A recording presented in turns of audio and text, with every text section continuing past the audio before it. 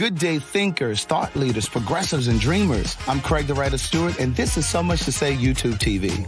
These are my thoughts, in my voice, on black shit, white shit, gay shit, and everything in between. Now, So Much to Say YouTube TV is the place that you come to learn and grow. So go ahead and hit the like button, the share button, and the subscribe button. And turn on that little bell so that you get a notification every single time that I go live or I upload something new. Now sit back, relax, and enjoy the show.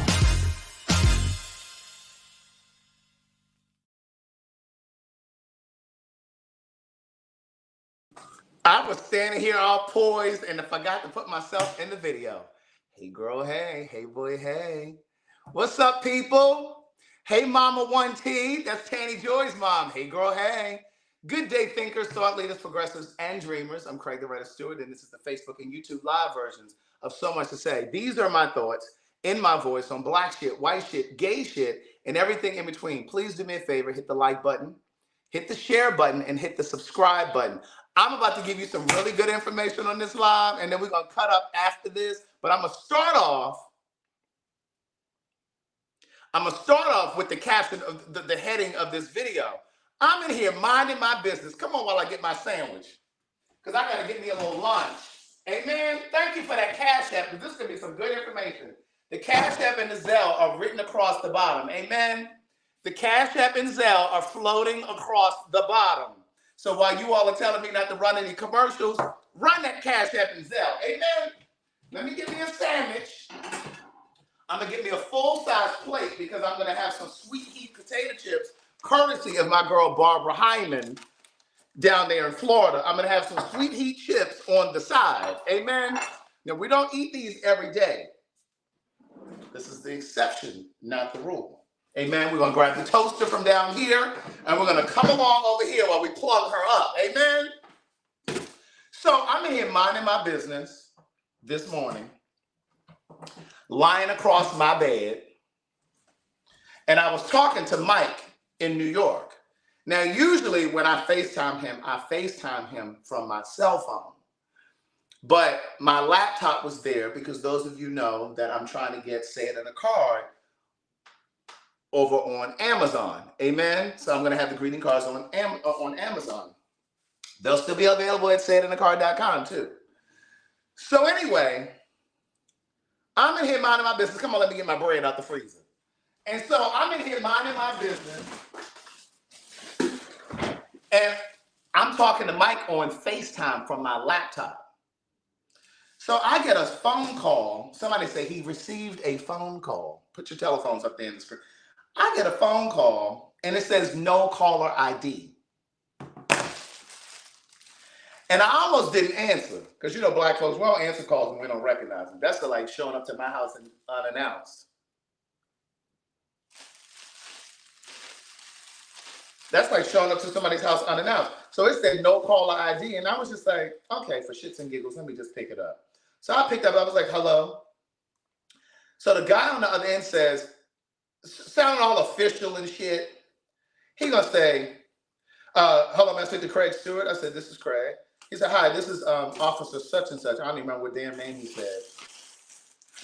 With the DeKalb County Police. Now, why are you calling me? DeKalb County Police? Come on, I got to get the sriracha. I put a little sriracha on my tuna sandwich. If you haven't tried it, try it, niece. So he gonna say, yeah, I'm calling because you failed to appear for jury duty. I said, jury duty? The police are calling me about jury duty? So look, when I walk away from the camera, y'all get to see me now. When I'm walking, y'all get to see me now. I said, you calling me for jury because I missed jury? You calling me because I missed jury duty? I said, I didn't get no notice about no jury duty. Mind you, Mike is still on the laptop. And Mike is like, child, Mike is like, who is that, child? Who is that? And I said, jury duty. I said, I didn't get a notice about no jury duty. And he said, yeah. I said, when was I supposed to be there? He said, you were supposed to be there on July 14th. So I go grab the phone. I'm looking at July 14th, trying to remember where the fuck was I on July 14th. Because, you know, all of July and most of June, I've been in and out of town, right? So I'm like, July 14th? And I said, well, when was the notice sent out? He said, well, it was sent out June 25th. And so he said, sir, he said, please do not disconnect this call. He said, we're on, he said something like we're on the recorded line. And he said, actually, there have been 2 notices that have been sent out to you. There's a bench warrant out. A bench warrant. So he said, there's a bench warrant. Look, if my face look a little shiny, it's because I got my rose hip on my face, okay? So he gonna say, yeah, it was sent out, and so, you know, really, it's pending. 2 pending bench warrants are out for your arrest. He said, I need to go. He said, since you're saying that you did not receive the notice by mail, I'm going to go ahead and mark this DNR for did not receive. And I said, so wait a minute. You telling me that you are calling me on the phone because you said that I missed a jury hearing? I said, sir, I've only received 1 jury summons before. And I said, that was ages ago. And I said, it came on a little postcard. And it said what date I was supposed to be there. It had like my jury number and all this other shit. And I had to call or go online the night before to see if they were going to need me the next day. I said, and they did not need me. I said, so that was the only time that I received something. I said, I didn't receive anything else other than that. So here go Mike on the laptop. Well, child, you sure you didn't overlook it in the mail? I said, Mike, I ain't getting no damn thing in no mail. So he said, well, sir, hold on 1 second. I need to get the judge to sign off on this. He's trying to sound all official and shit. And so he said, well, when can you, he said, actually there's a fine attached to this. He said, when can you come to pay this fine? I said, pay a fine for missing jury duty? I said, you gotta be kidding, right? And I said, well, where am I supposed to go to pay this fine? He said, 4415 Memorial Drive over to the DeKalb County courthouse. So I'm on my laptop. I'm looking it up. So the address is there. And so he said, well, let me put you on hold. Let me get the judge to sign off on this, you know, because, you know, again, they're pending and they were gonna arrest you. They were gonna come out and arrest you. So he supposedly put me on hold to get some signature and he said, well, let me get my lieutenant on the line. He said, so that you don't think that this, you know, so that you know that this is serious. And I said, okay, yeah, you go ahead and get him. Now, mind you, from my other phone, I'm texting myself from this phone that y'all are on. All of the information that he gave me, I'm texting it to my other phone, to this phone.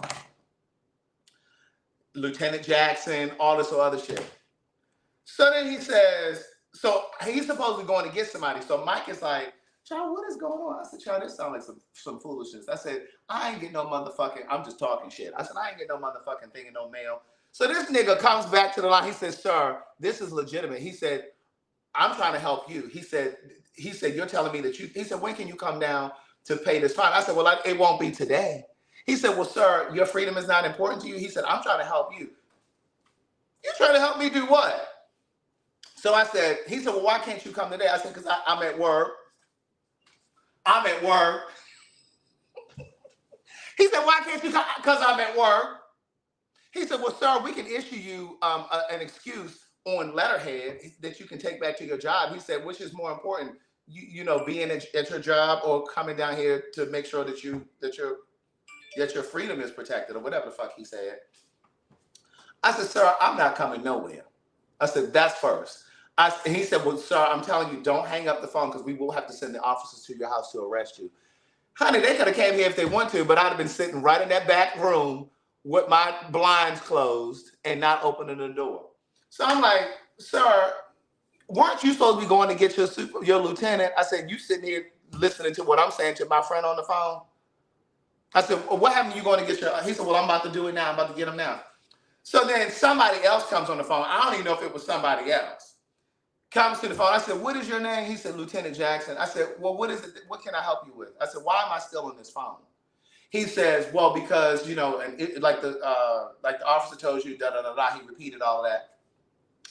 So he said, well, you're going to get a text message right now. He said, you're going to receive a message of the summons right now. He said, so I just need you to take a look at that summons. He said, don't hang up the phone because again, we will have to. It will serve as basically saying that I'm obstructing justice, right? He said, so don't hang up. He said, I'm going to send you a message with the summons that you should have received in the mail. Bitch, look at this. Now I need y'all to zoom in on this. Now there's no pertinent information on here. Let me step to the side. Oh, I can't even step to the side of the camera because the girl keep moving. But if you notice, now where are my Inspector Gadgets? Okay, where are my Inspector Gadgets? If you notice in the top right-hand corner, up in the top right-hand corner of the document, it says first offense merger, fine issued, $45,000. Why does it say $45,000? For jury duty, $45,000. That's first. Second, we're still in the top right-hand corner. Where are my people in the GED section? Pay attention to the right-hand corner, niece. You're up here. You're up here in this corner. Up here, niece. You're up here in the corner. Look in the corner, niece. Then it says, you see right there where it says 22 CEF 1429. 22 is the year. So you mean to tell me y'all sent me this in 2022? We're now in 2023. Now I need you to pay your bring your attention over here to the date. See the date over here down at the bottom? It says July 25th, 2023.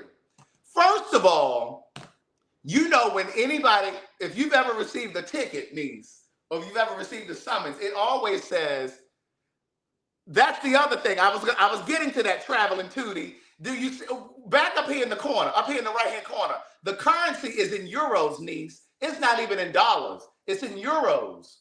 But then back down here on the date, over here on the date, it says July 25th. You know those court documents always say on the 25th day of July. It always says that it ain't gonna say July 25th. And then why these fonts are different, where it says the plaintiff is United States District Court. Well, sir, on the phone you told me that it was federal. It was a federal, I missed a federal hearing. That's what you told me. Why does it say U.S. District Court? And that's in capital letters in one font, and then my name is in a different font. Are you serious right now? So he says to me, sir, I need you to, he said, I need you to, he said, I need you to look at that text message because that's the summons that you missed. Excuse me. So I said, sir, I haven't received the text message yet. He said, sir, the court clerk just said she sent it to you. I said, sent it to me where? She texted to you. Now, what court you know texting summons out to people? I said, well, sir, I haven't received it. I said, I'm on the phone right now talking to you and I haven't received it. Okay? So then he went on to say, so then it beeps. A moment later, here it beeps. And so he said, I'm going to call you. He said, I'm going to have my lieutenant call you on a different phone number. Because remember, they said no caller ID. So then he calls me on another phone number, a 404-298-8111.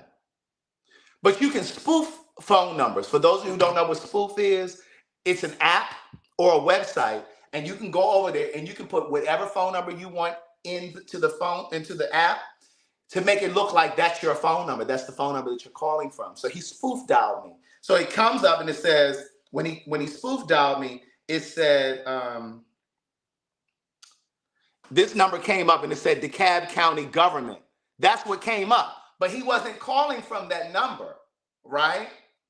It was a spoof.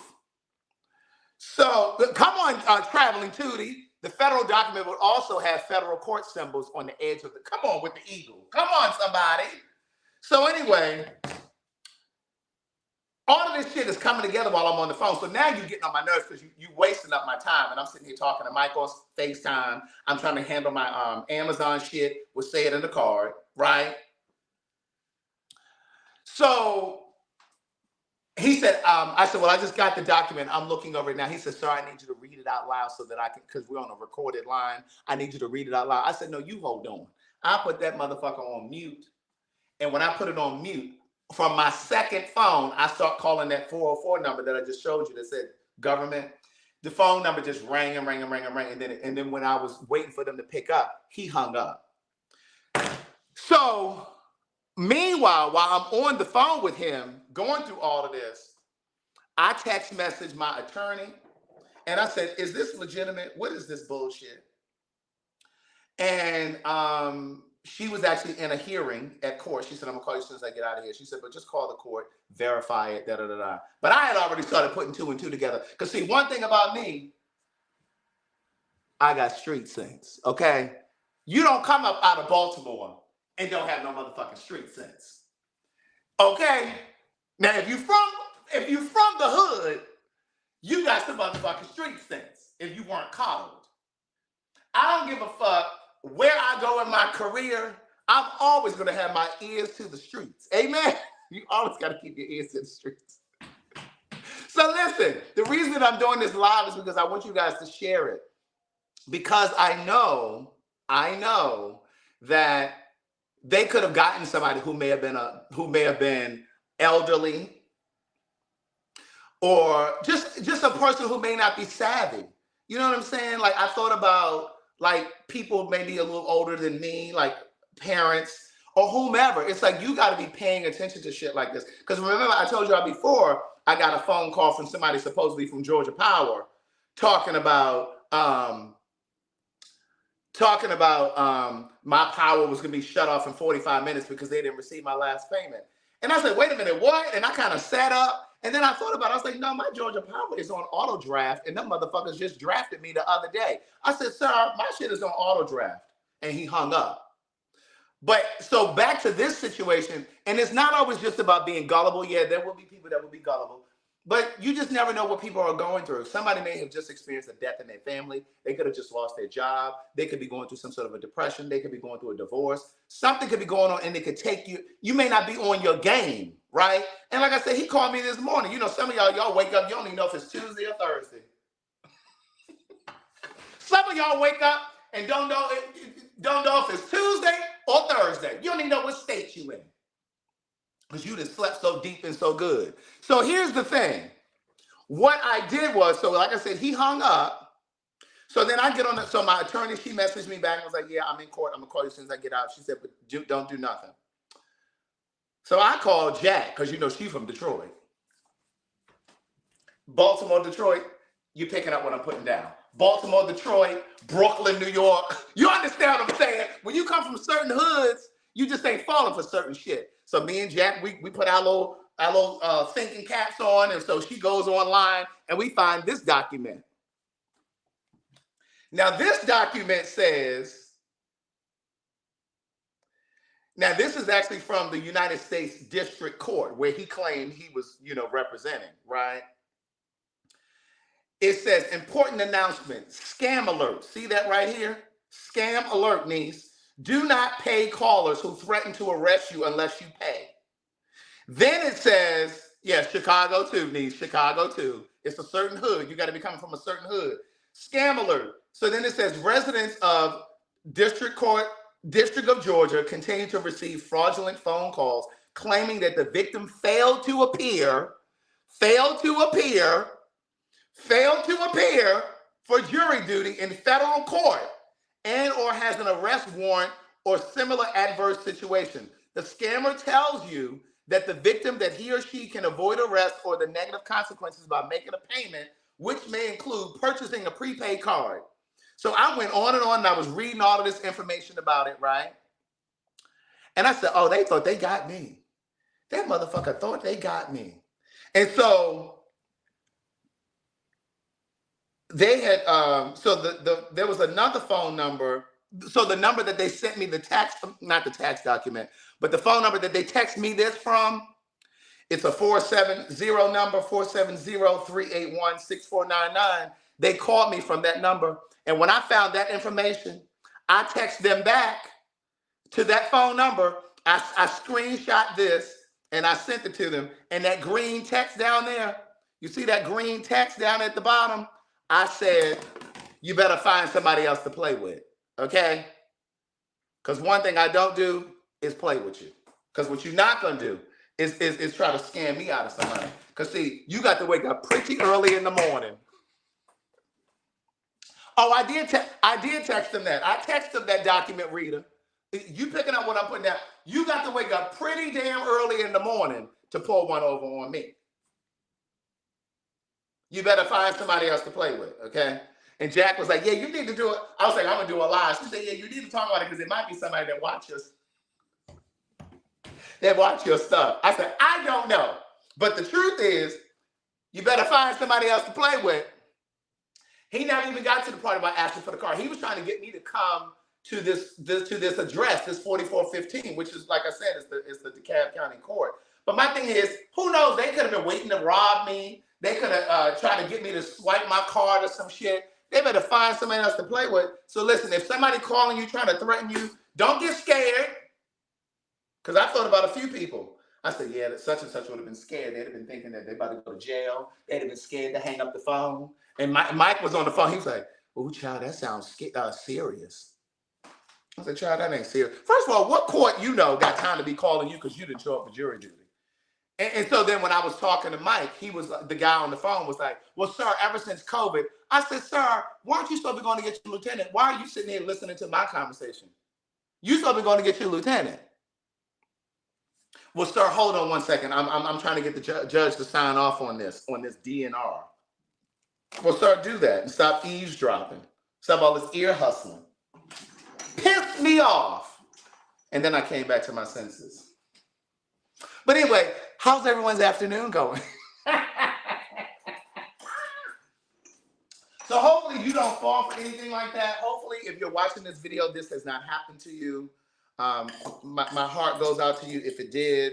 And speaking of other scams, I told you a moment ago about the Georgia Power scam where they'll call you, try to act like your power about to get shut off and try to get you to, make a payment over the phone. But there are also these Cash App scams. Like, I'm going to tell you, I changed my settings in my phone or my Cash App so you cannot send me a request for money. You cannot send me a Cash App request. Now, my OGs that have been watching me for a while, y'all remember that time that lady sent me a Cash App request and I didn't realize that it was a Cash App request. She has sent me, I thought she was sending me a Cash App. And you know how sometimes when you send a Cash App or you receive a Cash App, it'll say pending and it has to process or whatever. So I was just going through accepting, and that thing she had requested $30. When I tell you, I would have been shitty if it was $300 because I went through this so quick and I was just hitting accept. And that lady had got me. And then from that day on is when I changed it where you couldn't send me no Cash App request. Don't send me nothing. Don't request nothing from me. Anyway, I'm about to make myself a tuna sandwich. Amen. I made some tuna yesterday. And it is good. It ain't nothing like some cold tuna after the seasonings and settled in it. Amen. My mouth is watering. And I know some of y'all don't like for me to eat when I'm on the live, but guess what? I'm about to eat. And I'm going to do my best not to smack. But guess what? I can't make no promises. I went for a bike ride yesterday evening. I had a very good time. It is part albacore tuna, but it's also regular tuna too. I mixed the two. My Aunt Gloria got me doing that so that it's not so dry or you don't have to use as much mayo. So I do part albacore and part regular tuna. But anyway, I went for a 10-mile bike ride last night. 10-mile bike ride. It was lovely. I enjoyed it. I was sore last evening when I got in. I took a nice hot shower and get a little sriracha. Communication is our partner. Clarity is our friend. I'll do a little bit of sriracha on my tuna sandwich. Don't turn your nose up until you try it, niece. I'm trying to tell you. What I'm not going to do is steer you wrong when it comes to some food. If you eat tuna, you will enjoy this. Thank you, Dimitri. Dimitri said you were at home. Smack, niece. Smack! I'm going to do my best. All right, so I do want to make an announcement because you know how I've always said to you guys that I'm not on any of those apps. Well, I am now on Hinge. And I'm just letting you all know. So this one is not a scam. It is really me on Hinge. It's a dating app. I just figure I'm going to cast the, what is it? Cast the line. What's the saying? You know, like cast. What's the damn saying? Y'all know what I'm talking about? I'm gonna put that fishing pole out. That's what I'm trying to say. I'm on Hinge. Yeah, I'm gonna cast. I'm spitting chips out. I'm gonna cast the net so that yes, I'm gonna cast my net. Amen. Hinge seems to be a respectable site. So far, ain't nobody on there naked and nude and talking about sex, even though I love sex. But there's a time and a place. Amen. Let me get to know your last name first. So I'm going to cast my net. Thank you for the cash app. What was it?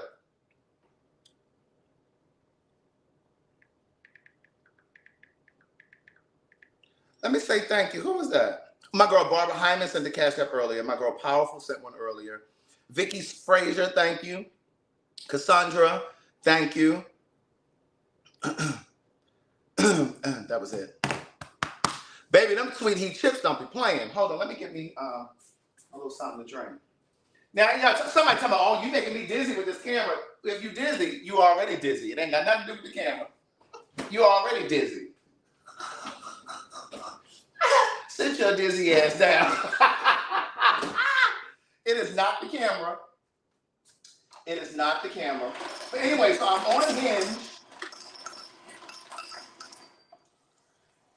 But I have put myself in cities like Houston, Washington, D.C., because I don't really know what's left here in Atlanta. I don't really know what's left in these parts. Father God, we thank you for the food we're about to receive. Let it be for the nourishment of our bodies. In Jesus' name we pray. Amen.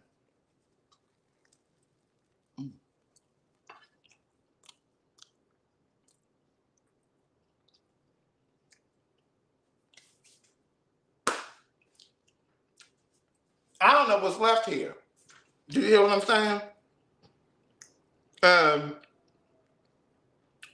All I can tell you, now come on down here because we're about to sit down. All I can tell you is this dating pool is trash. When I say it's trash, but I don't even want to talk about that. Let me turn y'all down a little bit. Can y'all see me? Come a little closer. No, I'm not trying to have a long distance relationship per se. I'm just trying to widen the pool. I was telling a friend of mine about it earlier. He said, "Oh, so you want a long distance?" I said, "No, not necessarily. I'm not opposed to it, but at least initially." Oh, Durant said Houston and Dallas gays are something else. Baby, people are something, period. People are something, period. Somebody said, bring the camera down. Let me set y'all down here on the floor. How about that? How about that? There we go. Amen. So yeah, so I'm only on a little free trial. So I'm probably only gonna be here for a week. My free trial ends on the 29th. That's in 4 days. So in 4 days, in 4 more days, I'm coming up off of here. I have a pay for your say tomorrow. What's up, Adrienne Lowe? Thank you for the cash app. I have a paid for your say marketing research thing tomorrow. This one is an in-person one. Typically, they're at home, but tomorrow this one is in person, and it's $225. So yes, I am going to drive over there. It's 20 minutes from my house, and it's 1 hour long. $225 is good for 1 hour. How many people making $225 for an hour? I keep telling y'all to sign up for Pay for Your Say. It's scrolling right down here at the bottom. www.payforyoursay.com. Best Life 100 is your promo code. I'm telling you. Oh, Durant said you need more time than that. I would show you my profile, but it's on this phone that y'all are on. I don't have it on both of my phones. I don't have the app on both of my phones. It's just on this phone. Because I don't want to be all distracted by it and looking at it. You know, checking it every few minutes. So, these sweet heat chips are the, listen. Oh, thank you, Avonda. Yes, Kim Dooley and I are in the same study tomorrow. Because, you know, she put us in it. She got us in it. Rita still talking me she need a laptop. Girl, you've been needing a laptop for, I know, 4 years. How long have I been promoting Pay for Your Say? And Rita signed up all that time ago and still doesn't have a laptop so she can do Pay for Your Say. No, I didn't do a voice message. Should I put a voice message on there? Durant, let me find out. Oh, I've been promoting Pay for Your Say for 3 years, Shauna. Rochelle Morris said, I can't catch a bite with those surveys. Niche, you're doing something wrong. Niche, you're doing something wrong. Look, if she stay out of my inbox on Instagram, she can focus.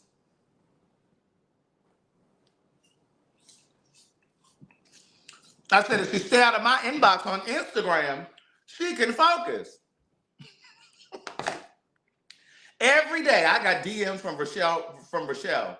She's sending me things that she finds funny on Instagram. And let me get to, where's she at? I can't find our messages now, Rochelle. But Rochelle be in these DMs, honey. That ain't you? Well, who is this other Rochelle? There's a Rochelle that be DMing me. She DM me every day. Let me see.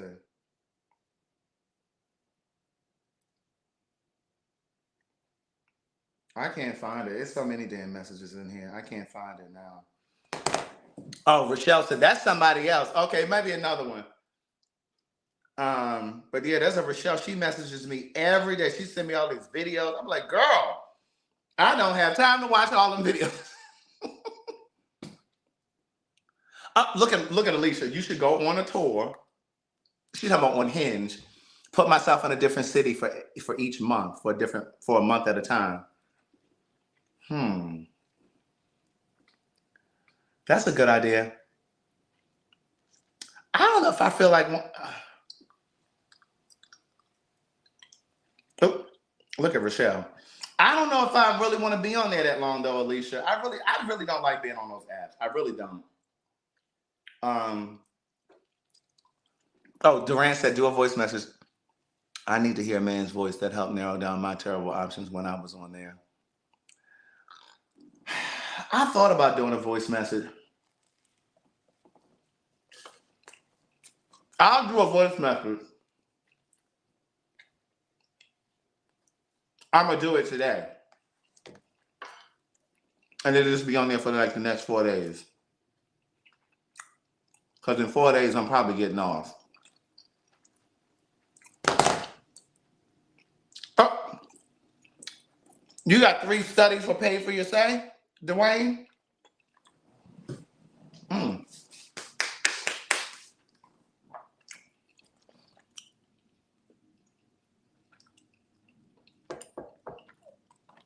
Have you all seen this podcast on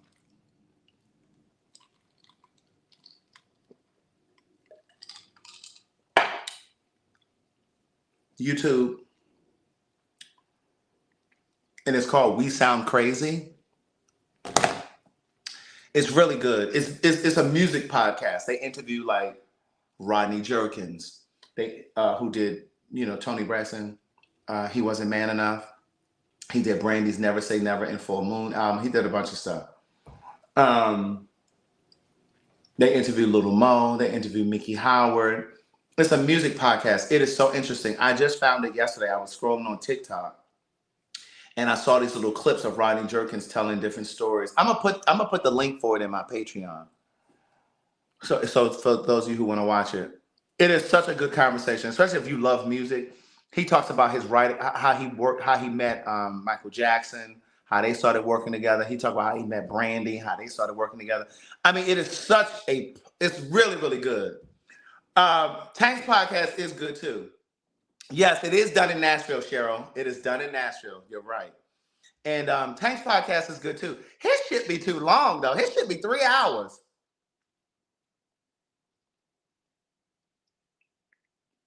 It'd be like 3 hours long. And I'd be like, damn, I can't see. And I know you can stop it and come back to it.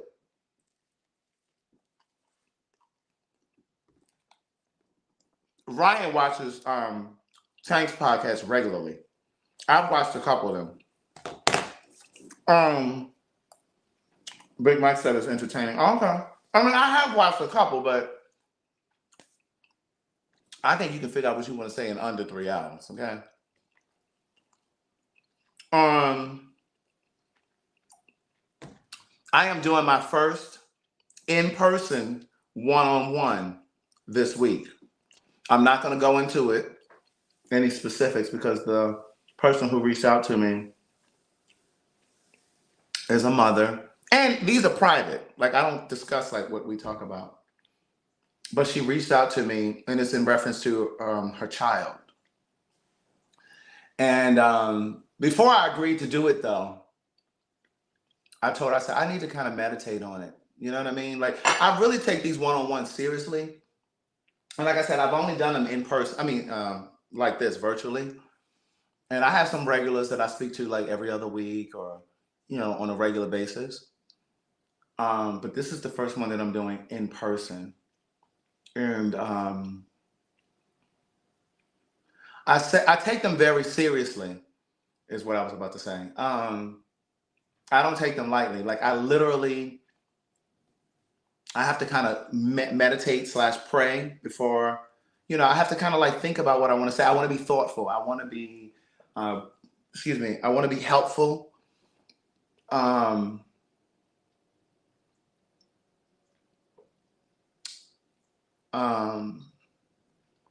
so I said to her, I said, I need to think about it first. I said, let me kind of meditate on it and kind of listen to my spirit and kind of see, because she told me what she needed in the email, like what the situation was. And I said, well, I'm sure I can be of assistance. I said, but just let me kind of think about it and kind of feel it. And so I emailed her back later and said, okay, let's do it. And I first wanted to make sure that her child was okay with it. And she said, you know, he is. And yeah. So anyway, I just wanted to put that out there. Like,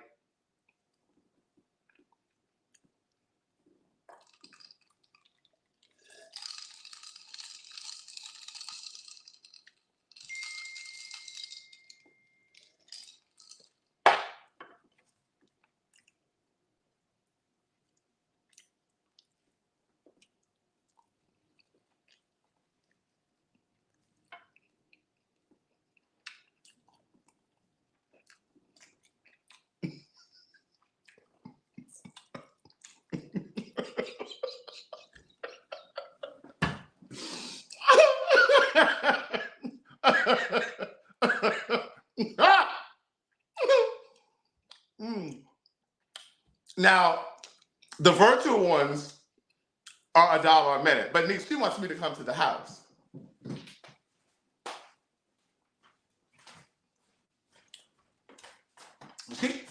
She want me to come to the house. Y'all so silly. Y'all so damn silly. Y'all so silly. And let me say this. I'm switching gears again. I'm talking about something else. I want all of my female viewers to be clear that I am I stand with you when it comes to owning the period or owning the menstrual cycle or any women's parts and all of the other side. I'm not on either side. I don't have a dog in the race. I'm not trans and I'm not a woman. I'm just another person who has an opinion. And the only reason that I'm mentioning this now is because it's so interesting how like I'll say something, I'll think I'm very clear when I'm on here. But there's always an opportunity for people to misconstrue what I've said. And maybe sometimes people are intentionally trying to misunderstand. Maybe they come on with their mind already made up with what they think I'm going to say, what they think my opinion is. But remember the other day, this was Sunday, when Torrance and I were going to our friend's house, and I briefly touched on,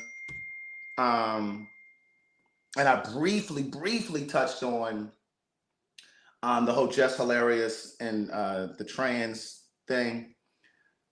And I went back and looked at the video. Now, y'all know, those of you that have been watching me for a while, you know that I do not go back and watch the lives. Like every now and then, like if y'all messaging a lot and be like, oh my God, this shit was so funny, I'm watching it again. I may go back and watch it, be like, what the fuck did we say that was so funny? So sometimes I'll go back in that instance, but I don't go back and rewatch the lives.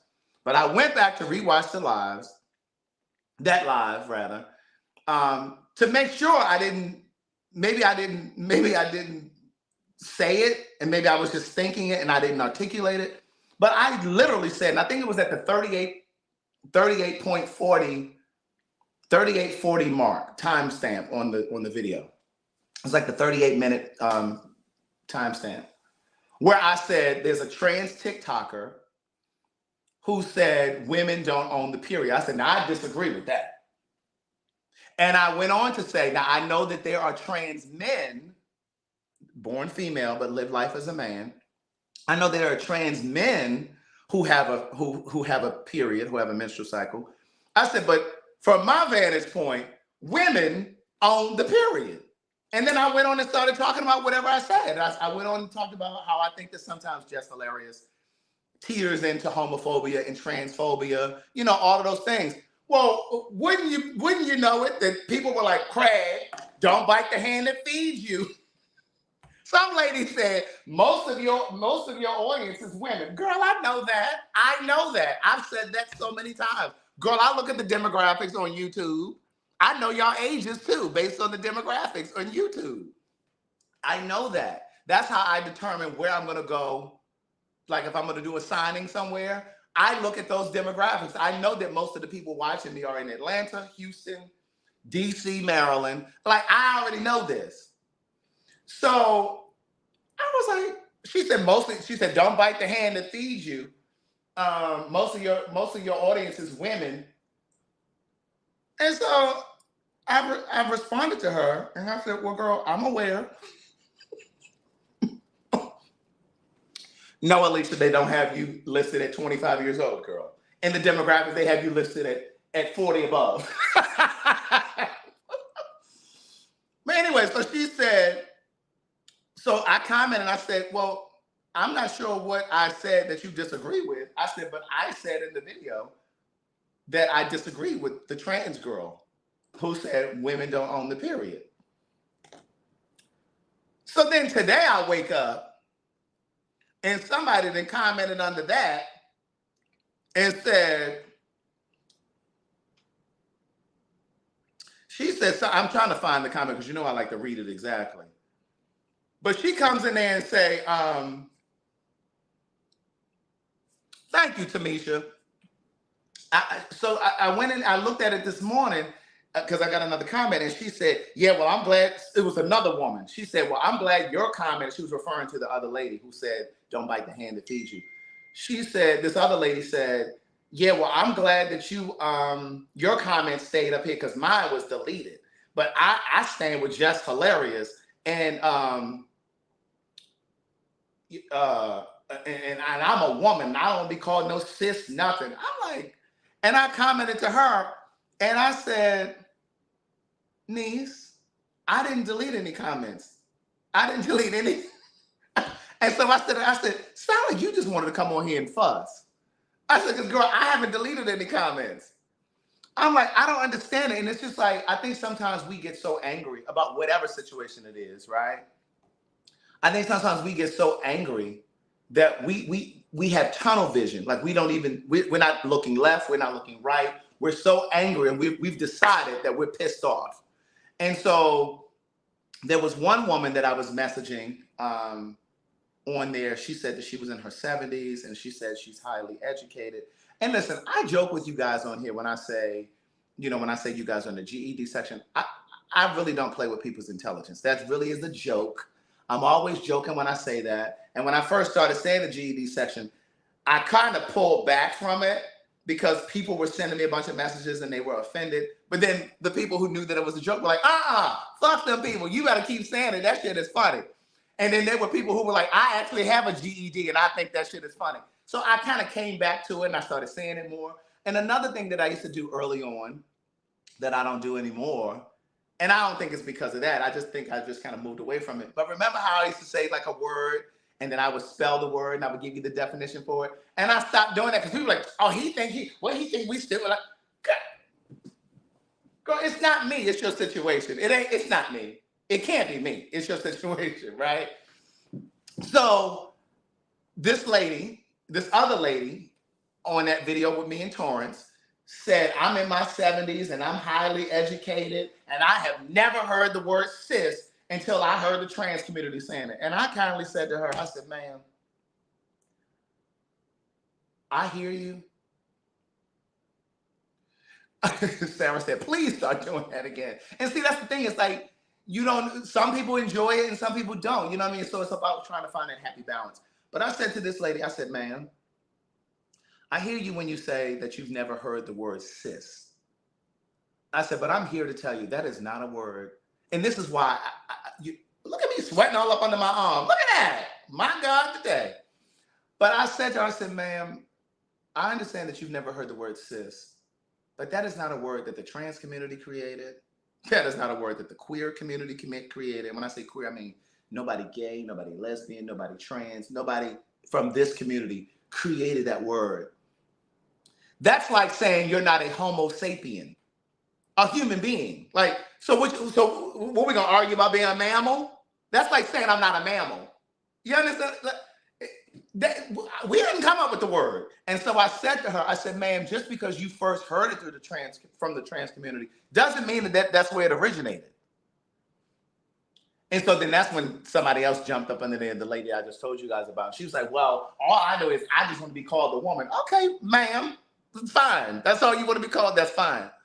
And so I don't know, it's just, I think sometimes we get so disgruntled with each other and I don't know what that is. You know what I'm saying? And I just feel like, and I know people say, well, it's just a distraction to keep us, away from the bigger issues. And so even when I said it, like I was commenting under D.L. Hughley's thing the other day, and a lot of people agree with what I was saying when I said that there are bigger things to be arguing and debating about. And this is why as Black people, we fall so far behind in the political process. And I said, like, instead of us arguing back and forth about this, we need to be focusing on what the fuck's happening down here in Florida, where they're talking about slavery benefited Black people, and they've already removed African-American history from the classes. If that shit happened in Florida, you think that shit can't trickle across this country like a wildfire? And then I said, and again, this is, and I'm not blaming women, I'm not pointing the finger at women, but a lot of women got up under there. It was a lot of people who agreed. And they were liking it. And they were commenting like, yes, please speak on it. Da, da, da. But then there was still a handful of women that were like, well, we could discuss two things. We could talk about that and we could talk about this. And I kindly said, well, man, where were you when they repealed Roe versus Wade? Because that shit happened right up under our noses. You understand what I'm saying? So it's just like, if we're going to be arguing about some shit, we need to be arguing about why can't women make choices for their own bodies? Like I wouldn't give a damn if you called me cis, woman, or anything else. I need to be able to go and get an abortion if I want to go and get an abortion. You understand what I'm saying? Because it will start with an abortion. Then it will be, oh, women can't go and have a mastectomy if they have a lump in their breast. Like, you understand what I'm saying? Like, this shit can become something else quickly. And so then, of course, you know, you got the people in the comments, well, why aren't you going down to Florida and this, that, that? Well, what are you doing? I'm just like, girl, you know what? I said, what I'm not going to do is sit here and argue with y'all. I am not saying that I want women to be erased. And Amanda Seals said it best, and this really resonated with me because earlier this year, when I was going through that breakup, and I'm gonna share. I didn't even know I was gonna talk about this. The only thing I was coming on here to talk about was that goddamn scam that happened, right? But when I was going through that breakup, I realized, and I know this is gonna resonate for some of you, part of my fear of being single again was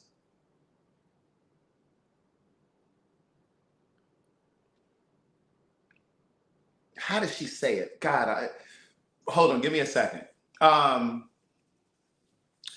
was almost I was almost suffering isn't the word. The word is more so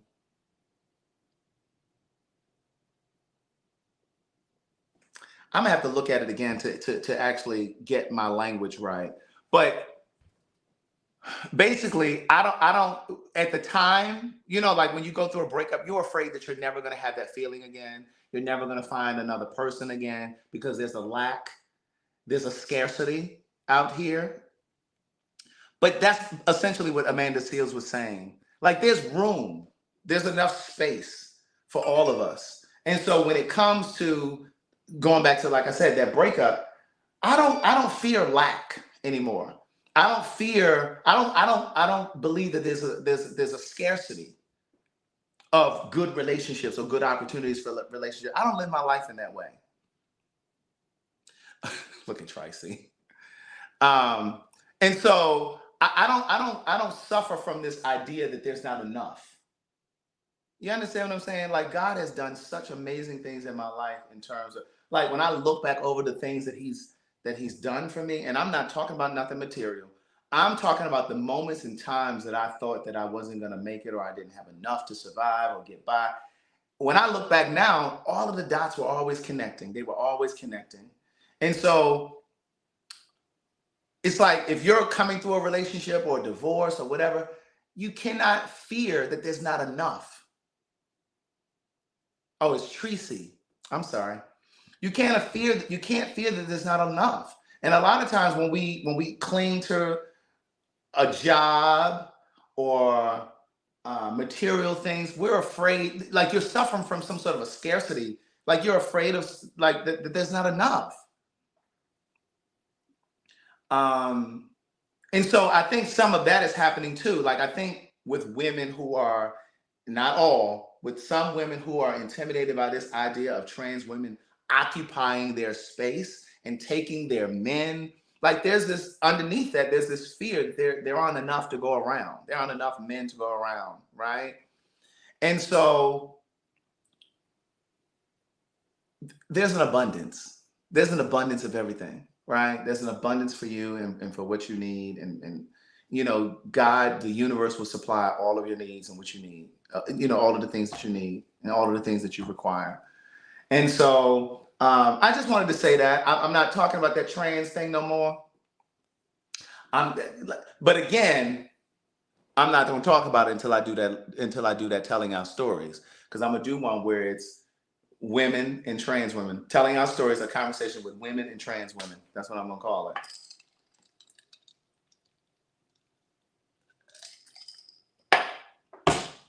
That's exactly what I'm going to call it. Because, thank you, Big Mike. It's like, I don't want us to be divided in that way. You understand what I'm saying? Like we got black folks arguing and fighting each other over semantics, over words, over language, over terminology. We're already divided.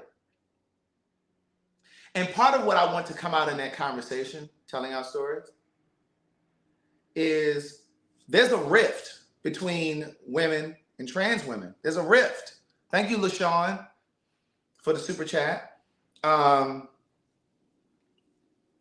And I think there's a lot of, and again, I'm not trans, so I can't speak for them, but I'm just saying as a person that's observing and looking, I think that a lot of women are angry with trans women because in some cases, trans women have, a trans woman may have taken their man or had a relationship with their man or whatever. And then vice versa. There are a lot of trans women that are angry with women because a lot of women will out a trans woman to a man. And there's a connection between them outing them and a lot of trans women, especially Black trans women, being killed. So there's this tension and animosity between those two communities, between women and trans women. And so I read something yesterday and it was so profound. And this person said, it was something I saw on social media. And this person said, when we think, and I'm summarizing, and I'll polish it up a little bit because there was a bit of venom in what he was saying, a little anger in what he was saying, but I got the context of what he was saying. And what he was saying was, you know how we always talk about protecting Black women, and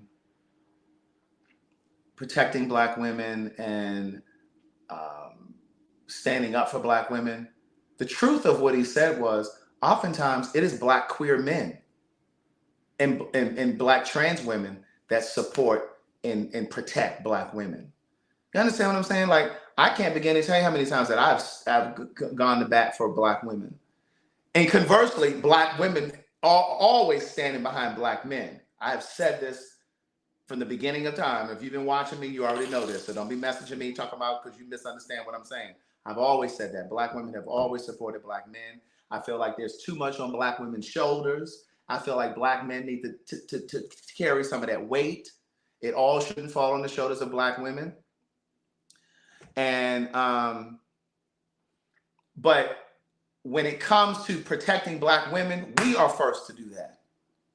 Black gay men and Black trans women, we're first to, we're there before straight men. We are. And so there's no reason for this division between those two communities is what I'm ultimately getting at. And so when the time comes, we film that conversation, I really feel like it's going to be a task to kind of keep both sides contained so it's not aggressive and it's not like a bunch of name calling and a bunch of anger. Like, I want it to be a calm conversation like the first series was. I don't want it to be a thing where, there's any type of animosity and that kind of thing. I really want it to be, come on, Aaron, you picking up what I'm putting down. And we're usually protecting Black women. When I say we, I'm talking about Black queer people. We're usually protecting Black women from Black men, Black straight men. So, right, I'm thinking the same thing. I might have to have fucking security in here. But, so I just don't want there to be, and I know that there are exceptions to this because I believe most of my, a good number of my friends are Black straight women. So I know that there's a beauty in our relationships too. And I know there's a beauty in relationships with straight Black women and trans women. I know that there are beautiful relationships out there too. But still, there's this animosity there. And for me, I've said this time and time again, I really do believe that the work that I was called to do, I know I get on here, I laugh and I cut up and talk shit, but I really believe that the overall work that I was called to do was to bridge communities. I've said this since the beginning. And I am interested in doing the work of bridging communities of color. Yeah, there's a divide between Black and white people, but I don't really think that that's my work. Not to say that that won't be a part of it, but that's not my work. For me, my work is about bridging the heterosexual community and the queer community, Black. You know what I mean? And all of the different facets of that, whether it's black women and trans women, black gay men and trans women, black gay men and black women, black gay men and straight men. You know what I'm saying? So, see, here we go right here. I am not a cis woman. I can't explain it any other way. She's saying she feels betrayed. She's protected black gay men all her life. Yeah, yeah. So anyway, so I just feel like I think we get so worked up about things that we don't fully understand. And I see the parallels between how the black community is sometimes with the black queer community. There are parallels between that and how black people face those same types of aggression with white people. There's so many similarities. Like the same thing that we're asking black people to see is the same thing that black people are asking white people to see. And so yeah, so it's just I don't know. I just can't even understand like all of this. Right. And it's like people, like somebody in the comments, not in my comments, it was something I was reading, was like, and my grandmother is 80 some years old, or how old he said she was, and she ain't never heard no word talking about no cis woman. So just because she ain't never heard of it, that means I'm like, girl. And so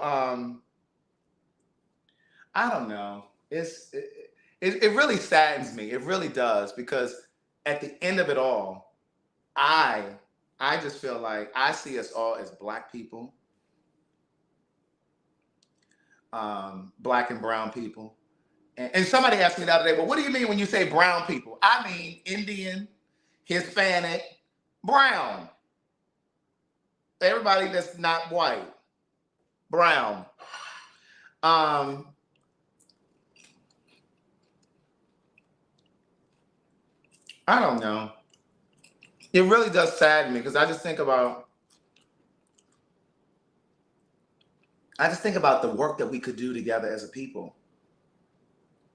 Like all of the energy that's exerted in those comments on social media, like under DL Hughley's page, or under Madison's page, or under Just Not Hilarious's page, and I didn't think she was funny even before this whole trans thing. So I'm not choosing a side. Like, I think what she said was kind of vile, the way that she said it. I agree with her that women do own the uterus and own the period, but it was just the way in which she said it. It was just like that. Like, part of it was like, you're angry because somebody mistook you for a trans woman. So I just think about the energy they exerted under all of these pages. And then I saw something where Flame Monroe is now, who's trans, who's now arguing with Angelica Ross from Pose. And like, it's just like, is this all of this really necessary? I'm just like, this really saddens me. And so it's just like, like when I think about the way that black and brown people are getting shot and killed,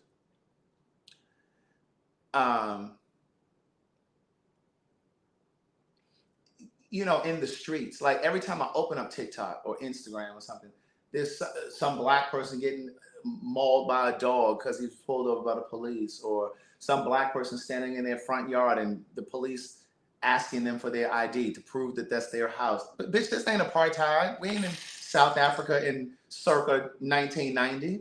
Like I just feel like there's so many ways and avenues that we can use our energy. You understand what I'm saying? Like lawmakers are basically allowing a lot of this shit to happen. And it's just like, that's the shit we need to be focusing on. That's the shit we need to be pressing down on. And we're not, because we're arguing about whether or not cis is a word created by the trans community. We need a big community meeting. And not only do we need a meeting, we need action items. Because, you know, listen, TV1 and BET, they were famous for doing all of these town hall meetings. Remember they used to do all these town hall meetings? And I'm like, okay, they're doing all these town hall meetings. Okay, but what are the action items? What should we be doing? And that's why when I first started going live, and this is something else I said under those comments the other day when they were like, when I said, you know, there are bigger things that we could be focused on. Like when I first started going live, remember I used to encourage you guys to open up a bank account at a Black-owned bank. I even listed I put a link out there for all of the states that had Black-owned banks. You don't have to be in a state. There's no Black-owned bank here in Atlanta. Well, I think there is one still, but I got one that's in California. I opened the account online. I still have it to this day. But like, that's how we galvanize. That's how we really create power, economical power in our community. You know what I'm saying? Because then we don't have to go to a traditional bank, a white bank, to get a home loan or a business loan, because you have a better chance of getting a business loan or a home loan from a Black bank. And so it's like, if we galvanize in that way, but like we're so busy arguing about who's gay and what gay rapper is out there and like all that nonsense. And it's like they passing laws that gonna damn near put us back in slavery. And y'all sitting here arguing about this shit. And I keep going back to this Roe versus Wade because I think mostly about like white women. White women voted Trump's ass in. This shit started back then. When y'all decided that y'all weren't gonna vote for Hillary, white women and Black people who voted for Trump, that's where all of this began. A lot of this began. And it's like, you all didn't know that that's what their agenda was. And so it's like, now you can, like, I saw something the other day. This girl, I think she was a Hispanic girl. She was being hauled out in handcuffs because she took something to have an abortion. She took some pills or something to make herself have an abortion or something. I can't remember what it was. You can go to jail now in certain states. And so it's like, white women just let that happen.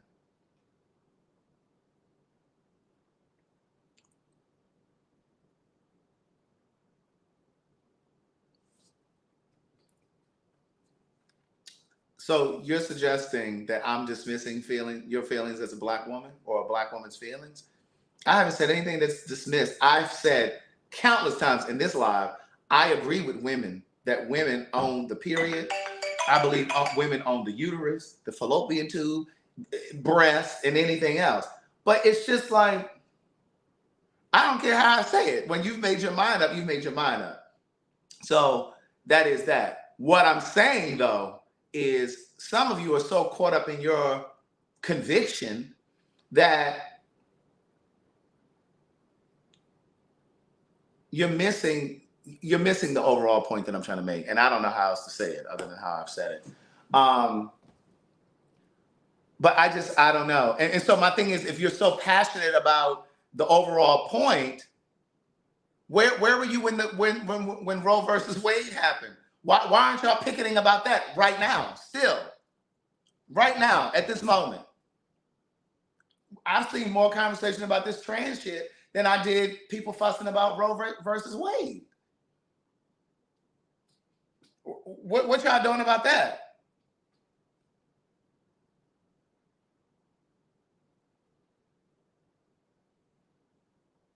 Because there's no legislation that controls a man's reproduction. And there's nothing that says that a man can't go and get a vasectomy. There's nothing that said it, but there's legislation that controls and dictates what a woman can do. I think that's unjust. That's what's at risk. That is what's at risk. Damn what trans women want to be called. I need to be able to go and lay on the table. If I'm raped and I'm pregnant, you can't go and get an abortion legally. That's the shit you should be working. I wouldn't give a damn. Cis would be further down on my list, is what I'm saying. that will be further down on the discussion. Any argument with trans women, that will be further down on my list. I'd be somewhere writing Congress about abortion rights. I'd be trying to galvanize women. I'd be starting petitions. You know, I don't understand. Like, where's the frustration for Roe versus Wade? I think some women who aren't thinking about an abortion or past that pregnancy period in their life, it feels like there's a segment of women that don't really care about that because they're past the whole needing an abortion. You understand what I'm saying? Like when I think about women who are married, maybe some of those women don't really care because they're married. That doesn't affect them. You know what I mean? So it's like, where is that anger towards that? I don't get it. I really don't. But that's all I want to say about it. Like I'm not trans, and I'm not a woman. I'm just a person with an opinion, and I just think that as an artist, it is my job to kind of stir the table and to kind of provoke you to think about things that maybe you haven't thought about.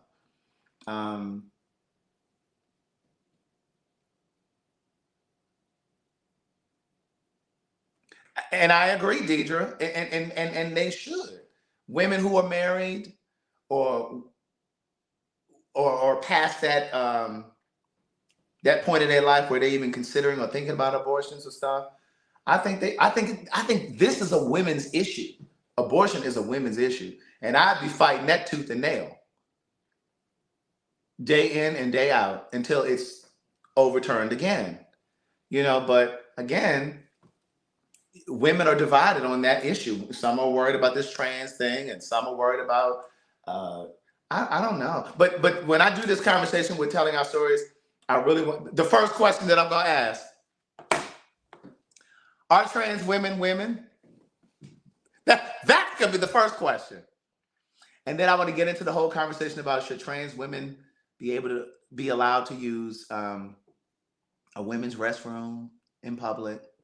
Like, I really just want to have a conversation. I really do. It really is about just hearing people's point of view and perspective. But as angry as some of you are in these comments about cis and all this other stuff, think about the anger that a lot of white people have. There are a lot of white people that have the same hate and anger and frustration that your black ass lives in their neighborhood.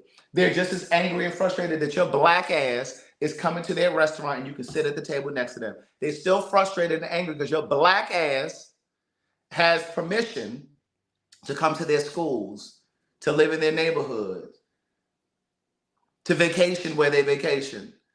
They're still angry that your black ass is on their television. They don't want to see you.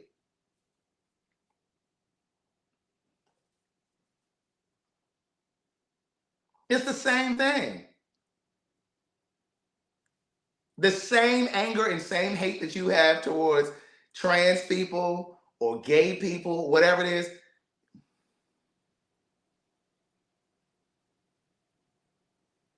That's not a fair example. Why is that not a fair example? It's the same thing. It's the same shit. White people want to be able to say what the fuck they want too. They don't want to hear you on their TV.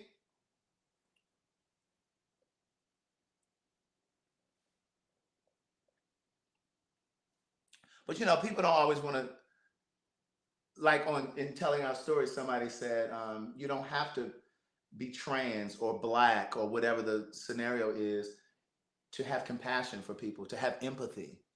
You understand what I'm saying? So it's just like, why should white people give a fuck that black people, unarmed black people, are getting snatched out of their cars? Why should they give a fuck? That ain't got nothing to do with them. Why should white people who are not on the front line fighting with us, why should they give a fuck that your voting rights are being taken? Why should they give a fuck that they are pulling black history out of the schools in Florida? Why do they give a fuck? Why should they give a fuck? We always talk about we need white people to be allies.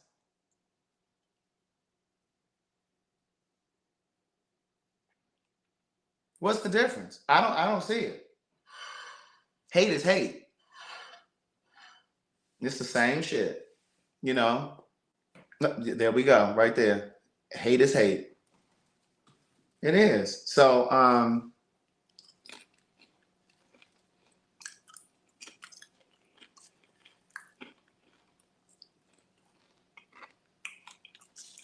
I think that's all I really want to say about it.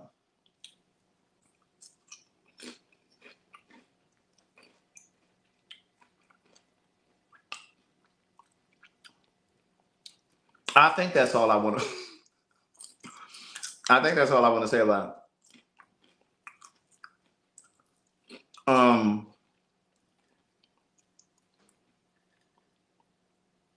And again, let me just say that I do have something else I want to say.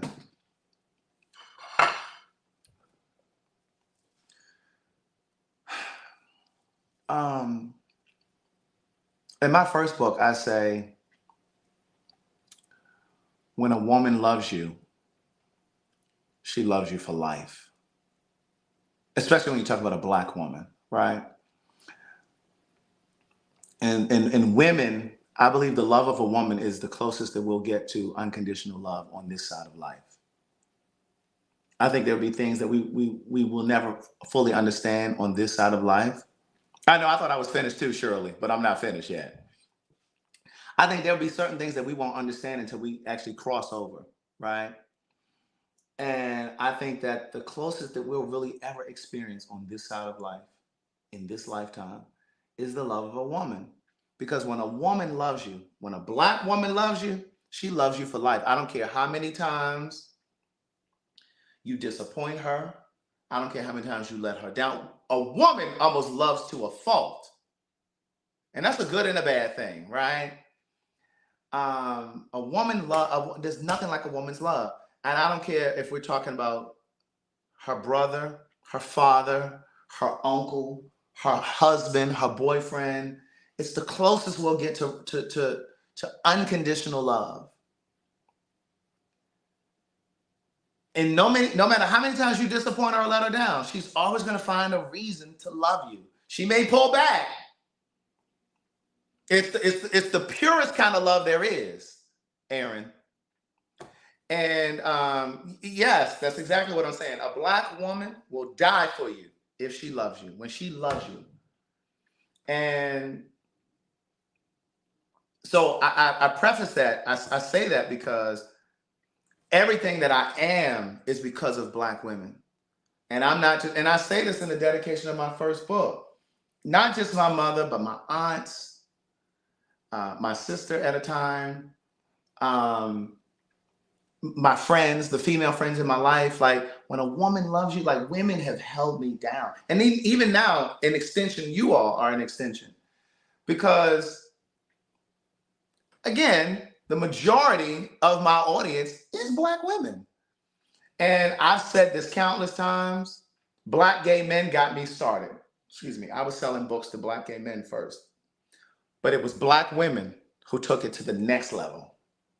And I've said this before, Black women are the backbone to so many businesses. So many businesses.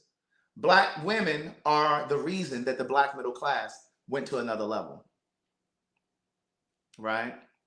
Black women always vote in their interest. Black women always vote in the interest of women.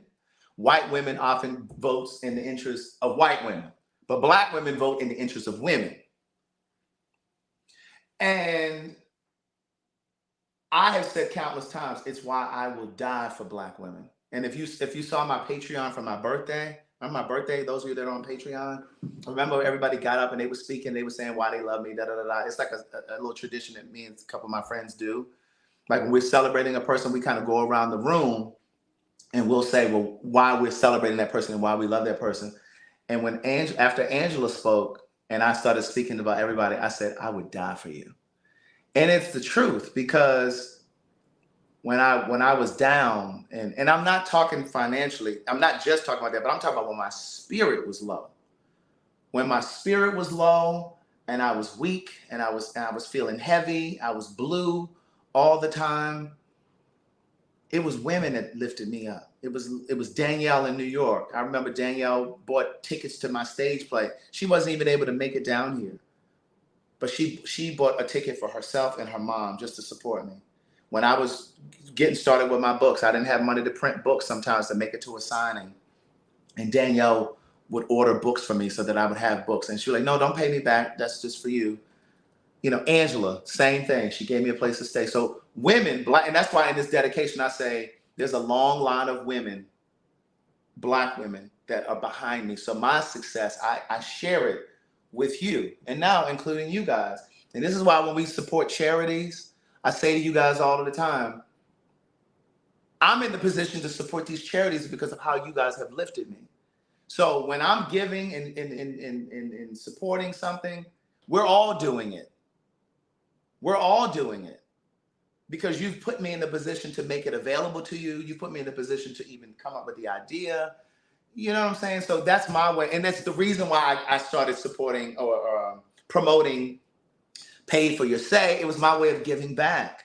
And I know some of y'all still think that that's a scam, but anyway, that's another conversation.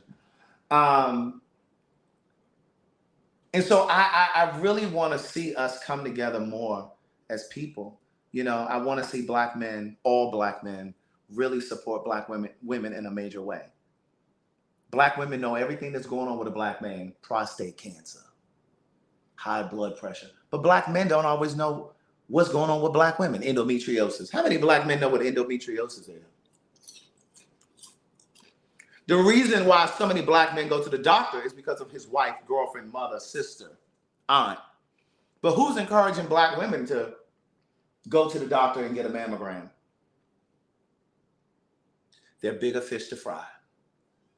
That's all I'm going to say. There are bigger fish to fry. And I just think that we have to figure out a real way of loving each other and supporting each other in a real way. Not just when some shit happened. Not just when Hurricane Katrina happens. Not just when Arbery, what's the guy that got shot down over in Augusta? Not just when Trayvon Martin is shot down and killed. Like, we got to come together in a real way, in a consistent way. It's the reason that I always say we need to support Black-owned businesses. I too have experienced poor service at Black-owned businesses, but I'm not going to let that prevent me from supporting other Black businesses. Now, I may not go back to your business. now, I may not come back to your business, but I'm not going to stop supporting Black-owned businesses. Ahmaud Arbery, thank you. I couldn't say that for nothing. And because I understand that there's a wealth gap. I understand that there's a wealth gap, and I understand that there's funding that white-owned businesses get that Black-owned businesses don't get. So they're counting on us to support them. They are counting on us to support them. And I'm not saying to you that you go to a business where the service is just poor and there's no quality in the work, you know, or the service or the product. What I'm saying is, do your due diligence and find Black-owned businesses that you can support consistently.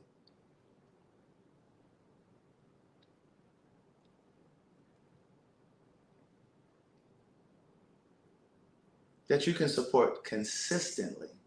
You know, I go out of my way to find Black-owned businesses. I go into places and I'll say, is this Black-owned? I'm asking. I want to know. You know what I'm saying? And because if we don't take care of each other, I don't know who is. If we don't take care, like, and when I say support Black businesses, I'm not just talking about Black-owned restaurants. Find you a Black-owned dry cleaner if you can. Black or brown-owned.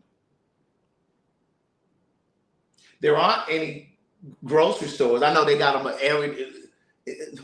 There ain't really no Black-owned grocery stores. I know you may have one in your city, but there's few and far between. We need to have our own Black-owned grocery stores. We need to have our own hotels, our own gas stations. That's the kind of shit I'm talking about. Fuck all this other stuff. You know, I mean, it's cute you went and ate at a Black-owned restaurant. Okay, that's nice. But really, really think about all of the things that you support and try to shift that. You running over to Starbucks every morning Find you a black-owned coffee shop in your neighborhood.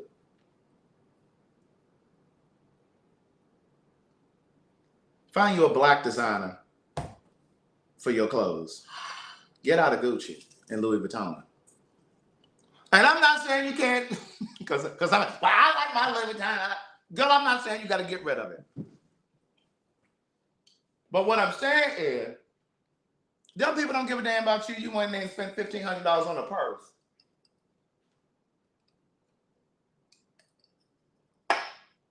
How much money is Louis Vuitton putting back into the community? Nothing. Less than 1% of their higher ups are black. Go to a black-owned beauty supply store. Yes. Find you a black nail tech. Y'all stay going to these Asian folk that disrespect y'all. They don't look you in your eye when they talking to you. No customer service when they talking to you.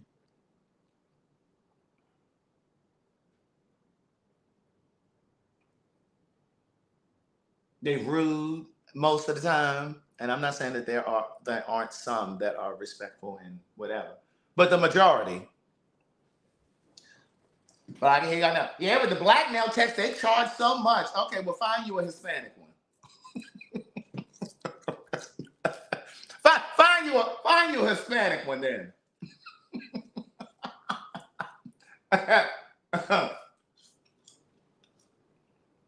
You know, when I started doing stuff around the house, my contractors were black and brown.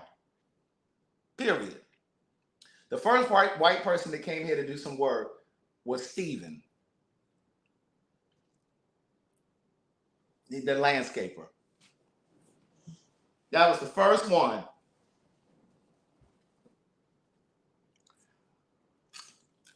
I'm just saying, just be more thoughtful. That's it. Just be more thoughtful.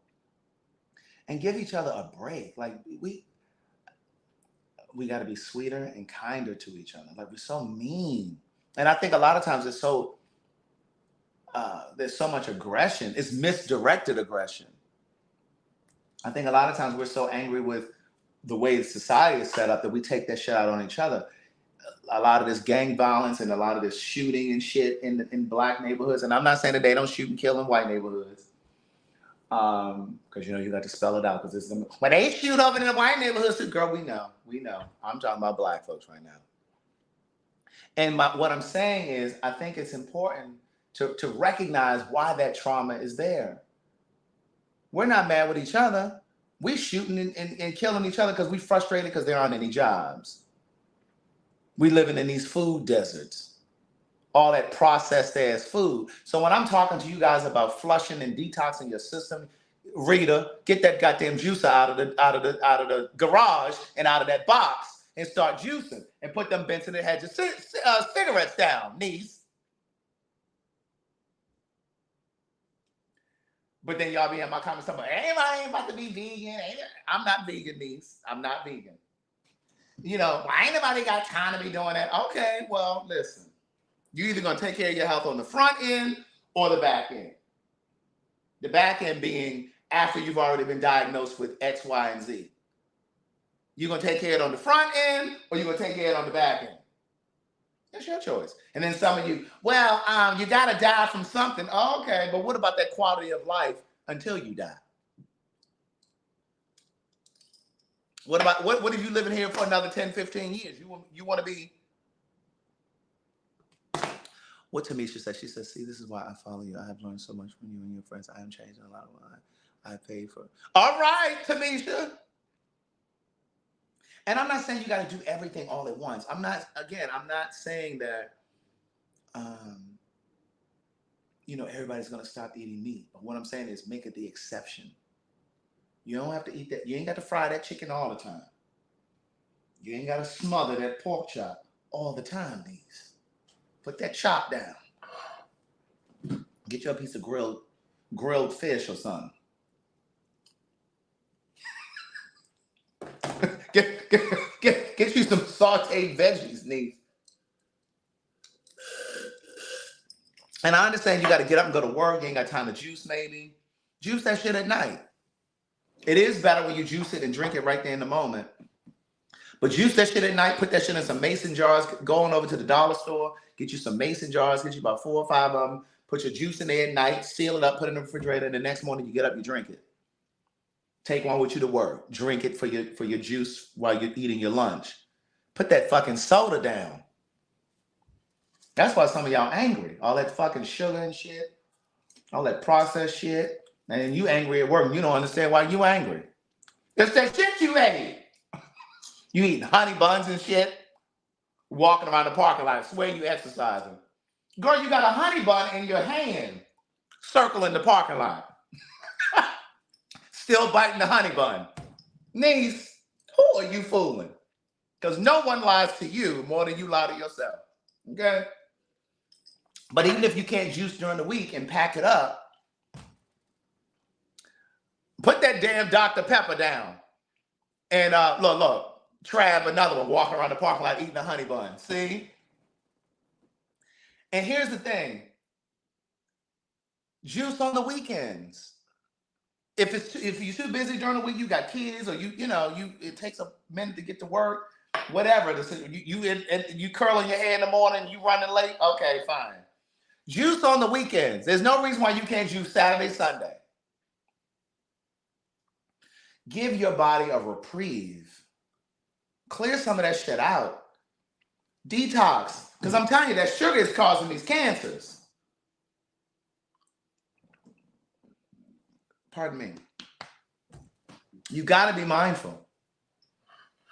You got to be mindful. Your knees and shit aching. You're going to get cortisone shots, steroid shots in your knees. Knees. Go get on an elliptical trainer. Get some movement in them knees. Amen? You may not be able to run, but get on the elliptical trainer. Get on one of them stationary bikes. You need some movement. Get you some turmeric. I've been juicing with turmeric lately. So I had some ginger. Turmeric root looks like ginger. It kind of looks like this, but it has like an orange tint to it. But I ran out of that. But I got some turmeric, ground turmeric in the cabinet.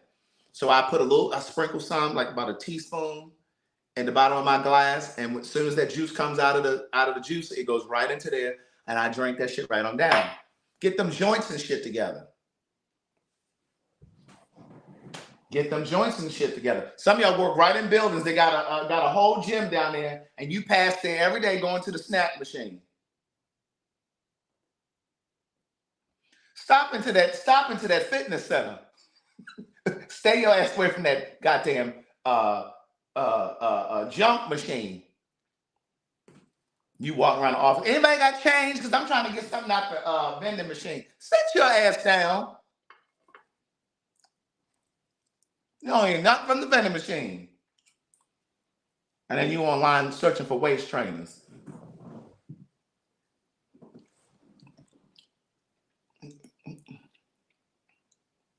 Look. Malika. I be like, look at that small ass gym. I don't give a damn how small it is. Walk your ass in there, okay? I just got my hair done. I can't be sweating out my hair. Get you a headband. Get you some braids. Y'all wear braids when y'all going down to Jamaica. Look, unbig that bike. Unbig that back. Y'all getting them braids to go down to the Bahamas. Get you some braids so you can work out for the month. Amen? Cut it out. Making all these excuses. Y'all a mess. I'll tell you, y'all a mess. We have more in common than we have differences. We really do. I ain't got no money for no gym membership. Planet Fitness is $10 a month. Planet Fitness. Look, Jamaica, tell me, we get it. Next topic. You going to the gym today, Jamaica? She's so busy planning to get to happy hour. Well, I ain't gonna go to the gym today because me and my girlfriends, we going to happy hour. Let me tell you something. When I first started working out, my friends would be, once it became a habit, And I started getting so used to going to the gym. Like once you really get into the habit, those of you that work out, you know exactly what I'm talking about. When you once it becomes a habit, it's like when you deviate from your workout schedule, you really feel like you feel kind of off kilter, right? It almost feels like, for me, I know, like if I haven't gone to the gym in several days, I feel like I'm walking around, I haven't brushed my teeth. And so when I first started working out, I got into that habit. I was like, okay, this is my gym time. This time I go. Friends would call me and be like, or text me and be like, hey, what you doing? We going to meet at? I said, I'm going to the gym. Because see, what will happen is you miss the gym once, it'll be easier for you to miss it again the next time somebody call. Every time you look up, you'll be moving shit around. Oh, well, we going to the movies today. Oh, well, I'm gonna skip the gym today. Then you look up, you ain't been to the gym in 3 weeks. Prioritize your health. Prioritize your health. And you're gonna feel so much better. Like when you start really making better choices for yourself, like your diet, you start juicing. And you know what? Even if you don't, let's just say you don't even have the resources to get a juicer. Now you can if you sign up for Pay for Your Say, get you a juicer with that extra money from Pay for Your Say. But if you can't afford to get a juicer, you can get, when you go to the grocery store, get you a couple of those juices that are already pressed and they're in the bottom there within their produce section. And don't be getting the ones that's all sweet and full of sugar. Get you one of them ones that's like celery and green apple. Get a green juice. Celery, green apple. It might have some kale in it. It may have some lemon and ginger. Something. Get you some of that. Because you got to flush some of that shit out of your system, literally. Some of y'all ain't took a shit in 3 weeks. That's why you angry and backed up too. Frustrated and constipated. Because your colon all backed up and blocked up. Flush yourself out. What shrimp tacos? She is determined to try to move me along in my conversation. What shrimp tacos is Tracy talking about? I don't know nothing about Nair shrimp taco. What shrimp taco, niece?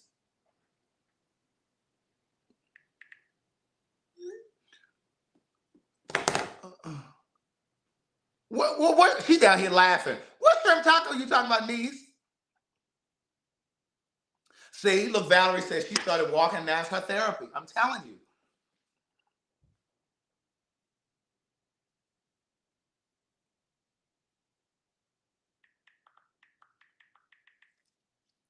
I ain't saying nothing about no damn shrimp tacos that I was cooking tonight. Who said anything about a shrimp taco? Well, look, a friend of mine just sent me this. Two banks merge to form the largest black-owned bank in the U.S. with more than $1 billion in assets. I was just talking about this. I don't know if she's watching the live or not. I just said this to you guys. It's important for you to bank black. I know you might have your little Wells Fargo. I know you may have your little Citibank. But you put you a couple dollars over in the black-owned bank now. Put you a few dollars in the black-owned bank. This says the CEOs of City First Bank in Washington, D.C.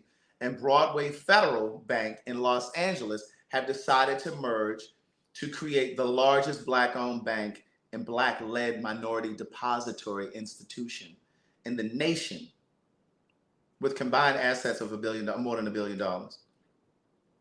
Now, the largest black-owned bank prior to this is One United. That's who I bank with. One United Bank is in California as well. But it's no longer going to be the largest black-owned bank after this merger. Amen. I'm going to have to find me a couple dollars to put over here. What's this? What's they going to be called? Well, I guess if you bank with either one of them, your funds will just become, with whatever the new name is going to be.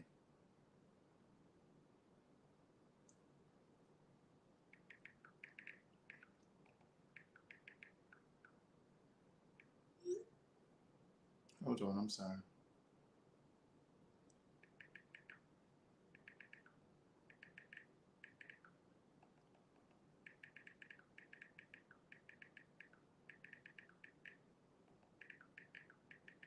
I'm typing these.